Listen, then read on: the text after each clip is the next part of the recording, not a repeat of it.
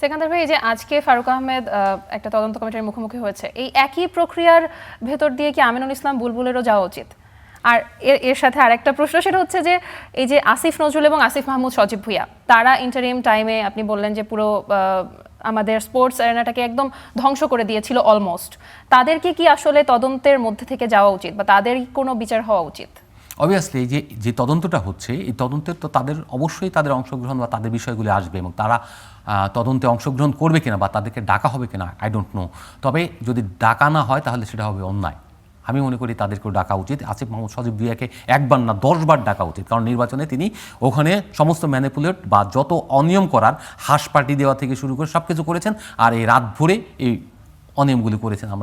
আমরা সবাই জানি। তারা তো আসলে অনিয়মটাকে বন্ধ করতে এসেছিল না, বন্ধ করা না, তার দায়িত্ব ওইটা ছিল না। তার দায়িত্ব ছিল একটা নিরপেক্ষ নির্দলীয় নির্বাচন করা, যেখানে বিএনপি থাক, এখানে অন্য কেউ থাক, জামাত থাক, যে কেউ থাকতে পারে।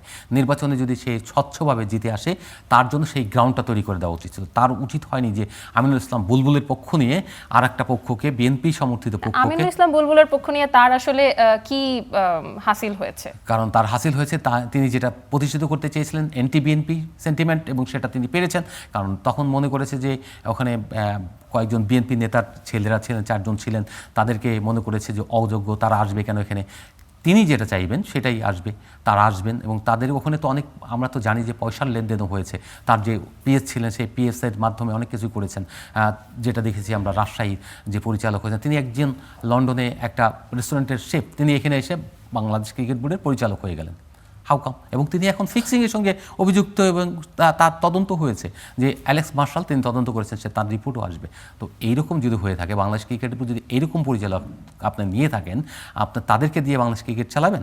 বাংলাদেশে যতই আপনি এই পুলিশ দেন, এখানে পাহারা দাঁড় করান, সিআইডি নিয়ে ওখানে ভেতরে রাখেন, কোনো কিছুতে কোনো কিছু হবে না। আগে নিজেদেরকে স্বচ্ছ হতে হবে।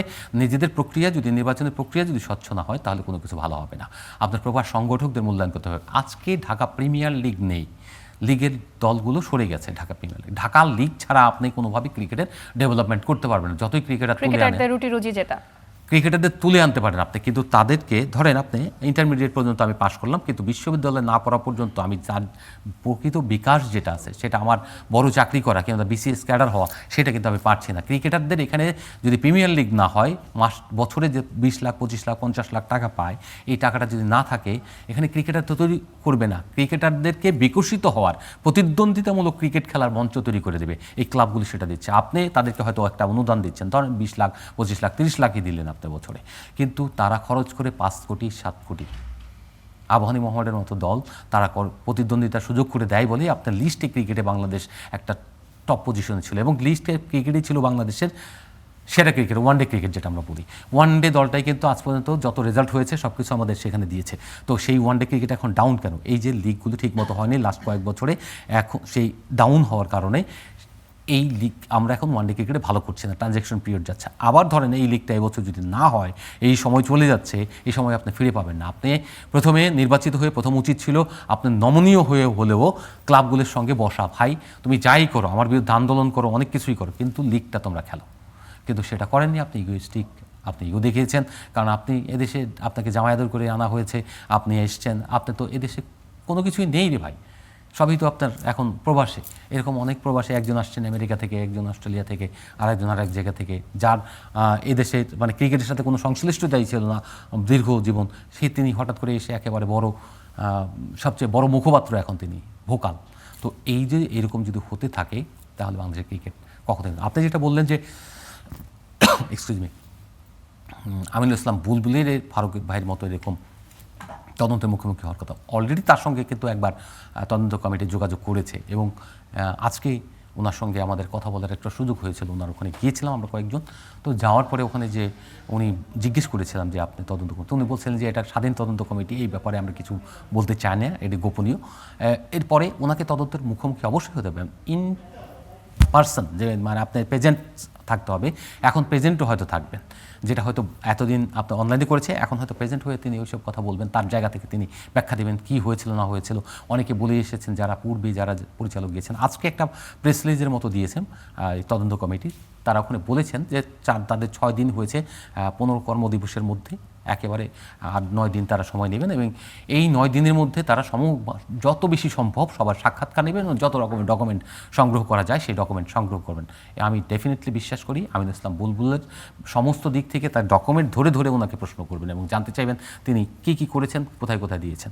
একেবারে হস্তক্ষেপের সরাসরি প্রমাণ রয়েছে। প্রথমত আমিনুল ইসলাম বুলবুল যে চিঠিটা ইস্যু করেছিলেন সেই চিঠিতে লেখা ছিল যে অ্যাডহক কমিটি থেকে আপনি কাউন্সিলরশিপ মনোনয়ন দেবেন। ডিসিরা যে কাউন্সিলর পদাধিকার বলে তারা যে জেলা ক্রীড়া সংস্থার সভাপতি তারা যে কাউন্সিলর দিয়েছিলেন সেই কাউন্সিলরশিপ বাতিল করে দিয়েছিলেন। বাতিল করে দেওয়ার কারণ হচ্ছে ওখানে অনেক বিএনপি সমর্থিত সংগঠক ছিলেন, তাদেরকে বাদ দিয়ে প্রকৃত সংগঠকদের বাদ দিয়ে তারা যেটা করেছিলেন অ্যাডহক কমিটিতে বিভিন্ন রকমের আপনার ভাই ব্রাদার এই স্বজনপ্রীতি করে অ্যাডহক কমিটি করা ছিল, সেই স্বজনপ্রীতির লোকজনগুলোকে কাউন্সিলর বানাতে তিনি বাধ্য করেছেন প্রথমত ডিসি। সেকেন্দার ভাই, এই যে বিসিবি অথবা যে কোনো ফেডারেশনের ইলেকশনটাকে স্বচ্ছ করতে কি প্রক্রিয়া আসলে নিতে পারি? প্রক্রিয়াটা খুব সহজ। আপনি ধরেন এখন যেটা হচ্ছে যে আমিনুল হক এখন যেটা করছেন ক্রীড়া প্রতিমন্ত্রী, তিনি হচ্ছে প্রথমে জেলা ক্রীড়া সংস্থাগুলোকে নির্বাচন দিয়ে পুরো প্রক্রিয়াটা স্বচ্ছ প্রক্রিয়ার মধ্যে নিয়ে আসবেন। নির্বাচন প্রক্রিয়াটা কি, এখানে যারা অন্তর্বর্তী কয়েকদিনের জন্য আপনার একটা কমিটি করে দিয়েছে 7 সদস্যের, তার মধ্যে 6 জনই হলেন আপনার প্রশাসনের কর্মকর্তা আর একজন হচ্ছেন আপনার ক্রীড়া সংগঠক। কারণ বাকি ক্রীড়া সংগঠক এক্ষেত্রে না নেওয়ার কারণ হলো তারা যাতে নির্বাচনে অংশগ্রহণ করতে পারেন বা তাদের ইচ্ছা যদি হয় যে আমি এখানে এই কমিটিতে আসবো, তারা যেন সেই প্রক্রিয়ার সঙ্গে যুক্ত হতে পারেন। এই কারণে ওখানে সরকারি কর্মকর্তাদের ম্যাক্সিমাম দেওয়া হয়েছে। তো এই জায়গায় যেটা বললাম স্বচ্ছতার ব্যাপারটা হলো যে প্রথমে নির্বাচিত প্রতিনিধিরা যদি জেলা এবং বিভাগ থেকে আসে তাহলে যেটা হবে সেটা হচ্ছে ওই প্রতিনিধিরা কাউন্সিলর হলে আপনার এখানে যারা প্রত্যেক ডিস্ট্রিক্ট থেকে ডিভিশন থেকে আপনার পরিচালক হবেন 10 জন পরিচালক, সেই পরিচালকরা স্বচ্ছতার মাধ্যমে তাদের জেনুইন ভোটের মাধ্যমে নির্বাচিত হয়ে আসবেন। আর যখন কোনো সরকার মনোনীত করে দেবেন কাউন্সিলরদেরকে তখন সেটা হবে আপনার সরকার যেটা বলবেন সেটা শুনতে সে বাধ্য থাকবে। যেটা হয়েছে গত ইলেকশনে 6 অক্টোবর যে ইলেকশনটা হয়েছে সেটা 100% সরকার আসিফ মাহমুদ সজীব ভুইয়ার এনএসসি থেকে যে কাউন্সিলর মনোনয়ন করে দিয়েছেন তারাই এসেছেন এবং যেটা আপনার ভোট যাকে দিতে বলা হয়েছে তারাই দিয়েছেন। আমরা দেখেছি জেলা ক্রীড়া সংস্থা অফিসার যারা রয়েছেন সেই ক্রীড়া অফিসাররাও আপনার কাউন্সিলর, তাদের তো হওয়ার কথা না। এখানে কাউন্সিলর হয়েছেন মানে তিনি সরকারের বাইরে কোনো কিছু যেতে পারবেন না। একইভাবে আমরা দেখেছি যে অ্যাডহক কমিটি থেকে আপনার কাউন্সিলর নর্মালি বিসিবির গঠনতন্ত্র অনুযায়ী পারমিট করে না, কারণ অ্যাডহক কমিটির মেয়াদ হলো 3 মাস, কিন্তু সেই 3 মাসের জায়গায় আসিফ মাহমুদ সাজিব ভুইয়ার সময় কত বছর ছিল, 1.5 বছর, অলমোস্ট 1.5 বছর। তো সেটা হচ্ছে প্রথমত অবৈধ হয়ে গেছে ওখানে, তার মানে নির্বাচন অবৈধ। একটা মামলা হয়েছে, সেই মামলার রায়কে স্থগিত করে এনে তিনি সেইটে বিসিবি ইলেকশন করছেন, সেখানেও এইটা পূর্ণাঙ্গ রায় হলে এটাও তাও টিকবে না ভোট। আবার ধরেন যেটা হয়েছে যে এই ক্লাব পর্যায়ে যেটা হচ্ছে, ক্লাবের তো আপনার বয়কট করার পরে যে নির্বাচনটা হয়েছে অনেকগুলি অপকর্ম হয়েছে এখানে, সেগুলি যদি আপনি শুধু হাজির করেন তাতে আপনার কাট হয়ে যাবে।